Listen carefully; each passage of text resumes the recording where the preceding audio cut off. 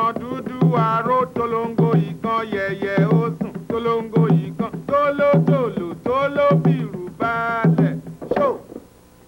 Hello, I'm Beryl Burnett, and our friends with us today are Danny Ann and Adelola, Adewale, Kwame, Suzanne, and Philip. And Kwame and Adewale and Adelola are from Nigeria. Nigeria is the country we're visiting. Let's see where it is on the globe, shall we? Now here is the United States. Let's go all the way over here to the continent of Africa. And here on the west coast of Africa is Nigeria. There are several areas of Nigeria, and each is different from the other.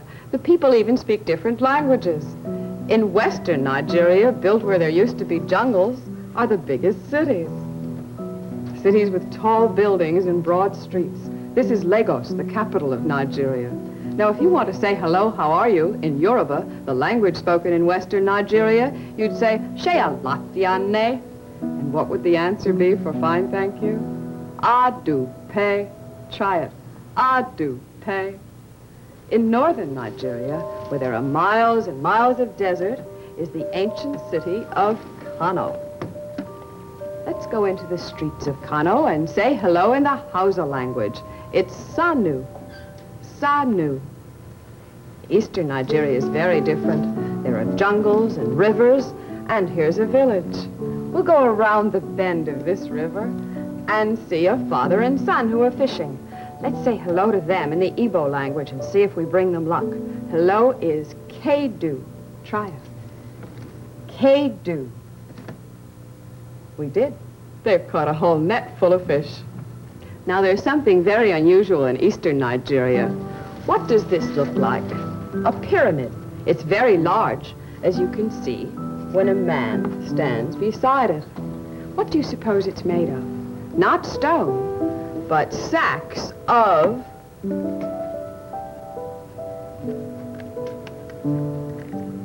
peanuts. They're called groundnuts in Nigeria. Now, Ade, who's here with us, is from the Yoruba section of West Nigeria, and so is someone else we're going to meet right now.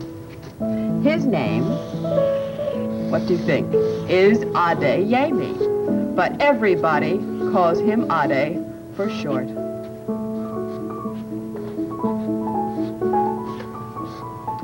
Now, most days, Ade dresses in a shirt and trousers, but on special holidays, Independence Day, he wears his Nigerian clothes. And he wears a fila cap on his head and an Agbada shirt, and he stands very straight and feels very elegant in his Nigerian clothes. Now, Ade doesn't live in a big city, but he loves to visit Lagos, and he thinks that someday when he grows up, he'll live there for sure. After he's been to college, of course. He lives in a village, in a grass-roofed house with his mother and his father and his big brother and his big sister and his baby sister and his grandfather and 2 uncles and about 5 cousins, and I don't know who else. Let's go to Ade's village and visit on a sunny afternoon.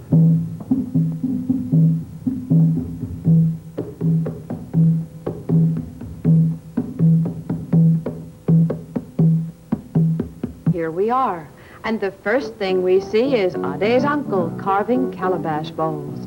This is the chief's house. The chief in Nigeria is like a king. And here is Ade's mother pounding fufu for supper.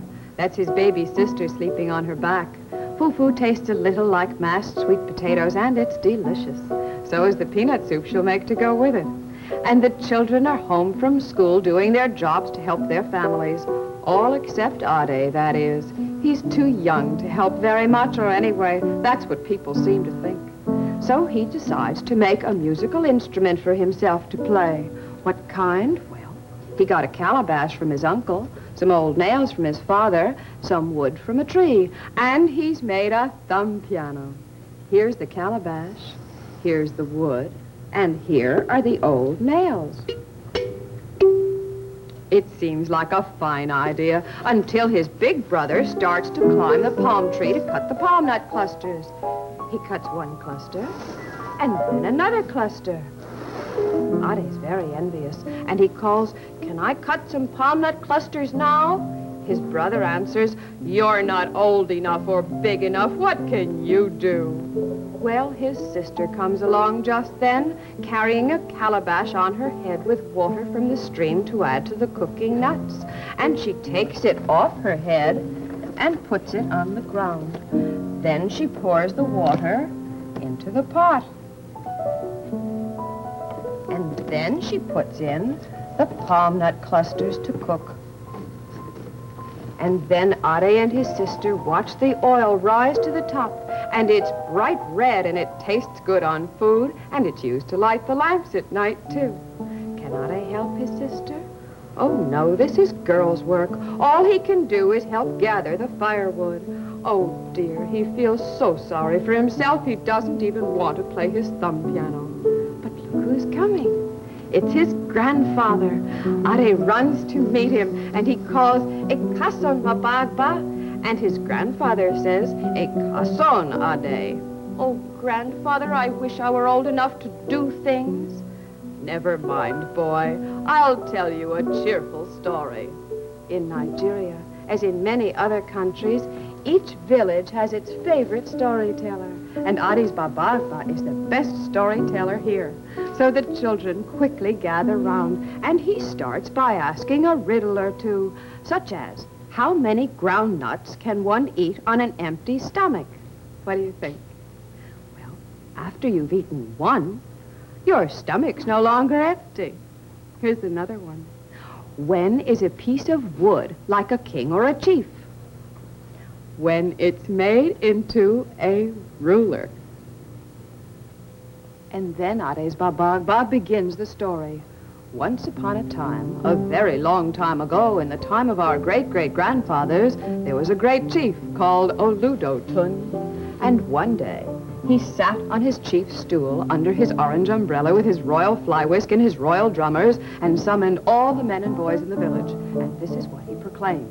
"I have been told there exists a strange animal creature which has 152 tails, and I must see it for myself. Whoever captures this creature and brings him before me, dead or alive, shall be proclaimed the best hunter in the land and have half my kingdom besides." So all the men and boys set out on the hunt, carrying their bows and arrows. But there was one little boy who was too young and too small to go on the hunt. His name was Oniyeye. He wanted to go, but the men and the bigger boys laughed at him. So Oniyeye waited till they'd all left for the hunt, and then he left too. He walked and he walked and he walked until he came to a clearing in the forest and stopped to rest. Suddenly, a tiny mouse appeared from under a bush, and he stood very still for a very long time, looking at Oniyeye all the while. And Oniyeye stood very still for a very long time, looking at the mouse all the while. The mouse got brave, and he came closer, and then he began to squeak. And a turtle came out from a bush, a monkey came down from the tree, a bird flew over to look, and so did a parrot, and another monkey, and maybe there were some others too small to see, like a caterpillar or two and a dozen ants. For the mouse had squeaked a message that Oniyeye was not armed, and the animals had nothing to fear. Oniyeye cleared his throat, and he said in the oldest voice he could manage, "The chief has heard of a strange animal with 152 tails, but I don't believe it. There may be creatures with 1 tail, or even 5 tails, or even 10 tails, but there's no such thing as a creature with 152 tails, no such thing at all." The animals all looked at each other and then back at Oniyeye, and the mouse squeaked, "Oh, yes, there is too," and ran back into the forest. So did all the others, except the bird. Then Oniyeye said to the bird, "I wouldn't believe there was a creature with 152 tails unless I could see him for myself." The bird tilted his head and chirped, "I'll tell him you said so," and flew away to a hollow mountain far in the distance. And there he called, "Oh, you of the many tails, I have an important message for you." And a rock rolled away, and there was a creature with 152 tails. "A Kasson bird." "A Kasson, splendid one.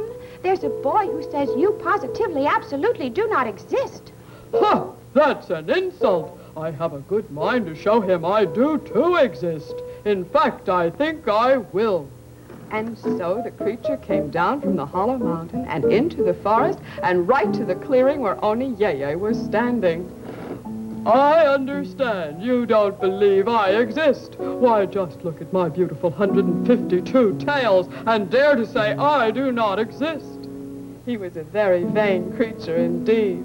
Well, Oni Yeye had thought about it. He knew just what to do. And he said, I'll only believe it if you count your tails, and I'm sure you haven't got that many. Huh! I'll prove it. and he began to count. 1, 2, 3, 4, 5, 6, 7, 8, 9, 10. After a while, he counted a little slower. 76, 77, 78. And then slower. 101, 102. And then slower. 139. And fell fast asleep.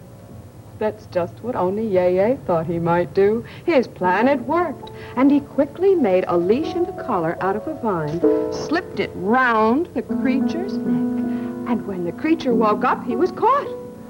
I must admit, it was very smart to make me fall asleep. Very smart indeed. Do you think Oni Yeye was happy? Oh, yes, he was very pleased with himself, and back he went to his village. Everyone gathered before the chief, sitting on his chief's stool under his chief's umbrella and waving his royal fly whisk. Oni Yeye fell to the ground to honor him. And then he stood up and led in, who do you suppose? The creature with 152 tails. A cusso, Chief. The chief was delighted and very impressed. And just as he was about to order a cage for the creature with 152 tails, the creature said, Oh, sir, how do you know I have 152 tails? You haven't even counted them all. The chief shook his head and picked up his royal fly whisk. Oni Yeye had to admit he hadn't counted them all either. And so the chief and Oni Yeye and everybody else began to count. 1, 2, 3, 4, 5, 6, and sooner or later, they got to 136, 137. Oh, but by the time they got to 149, the whole village was fast asleep and snoring. The creature quickly slipped out of his collar, tiptoed out of the village, and ran back to the hollow mountain. Oh, my, what a good lesson I learned from Oni Yeye. When the chief woke up and saw that the creature had tricked everyone and escaped, he had to laugh. And he laughed, and he laughed, and he laughed. So did Oni Yeye, and so did everybody else. Well, Oni Yeye didn't get half the kingdom, but he did grow up to be a good hunter and a good member of his village. The grandfather's story is finished. He looks at little Ade and says Oni Yeye had really learned that thinking is stronger than big muscles or bows and arrows, and that one can think just as well if one is small as if one is big.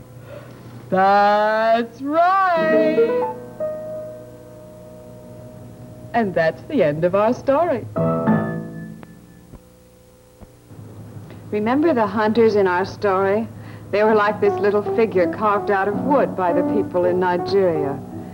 As is this lady who's taking fruit out of a basket and placing it on the ground. Here's a man with some calabash gourds that will be used for water. And this little figure shows how they carry things on their heads in Nigeria and in many other countries too. Do you like to make things with your hands? It's fun to do. And the Nigerian people have been wood carvers for years. These masks were carved many, many years ago and were worn for dances. And over here is another mask. It was made by a great carver named Eba, who was so good that a whole group of people were named after him and wore helmet masks like this on their heads. And they'd put it on their head and their eyes would look out here, and it's very heavy. Isn't it marvelous? what do you suppose this mask is worn for? Well, it's for a ceremony at harvest time. People wear it on their heads and they look out here. And it has a crocodile on the top and cow horns on the bottom. And it's worn for good luck. We have some other things here, too. Let's see what they are. Now, what do you suppose this is? A drum. A drum is right. Kwame, come on over here. This is a Nigerian drum, and I'd like Kwame to try it. There you go. All right.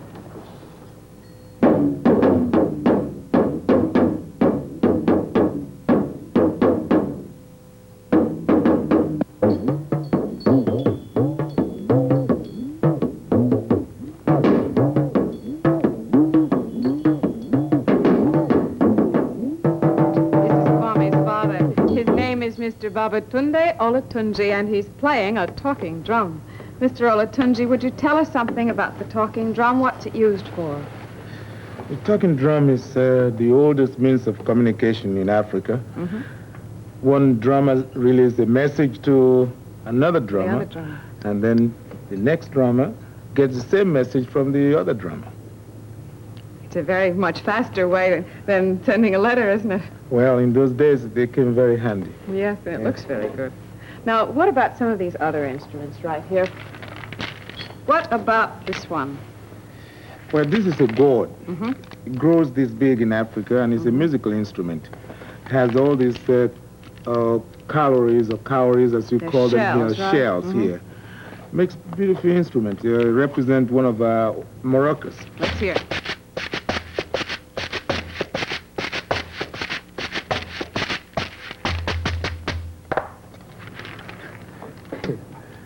How about this one? Well, this instrument is one of the most indigenous African instruments. It has about 35 different names, and we have them in different sizes. My two favorite names for these are Sansa and Mbira. Mm-hmm. They call it the thumb piano here.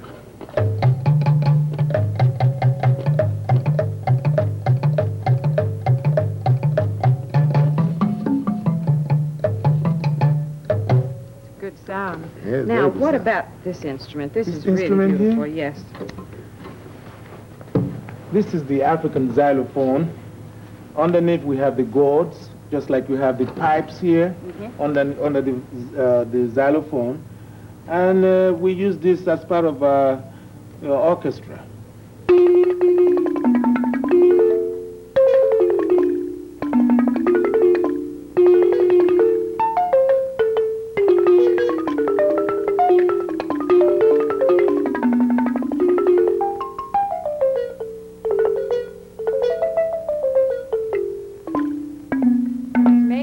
And there's something else over here that's made of wood, too. Let's take a look at this wonderful drum. What's it called? This is called ngoma. Ngoma drum. This And is carved from the trunk of a tree. that's what I thought. It's got faces carved on it, too, with That's different right. expressions. Different expressions, which is the way the artist really see many people probably that he might have really observed. And on top of it, we have the goat skin. Mhm. And this drum has a very, very deep sound. May we hear? Sure.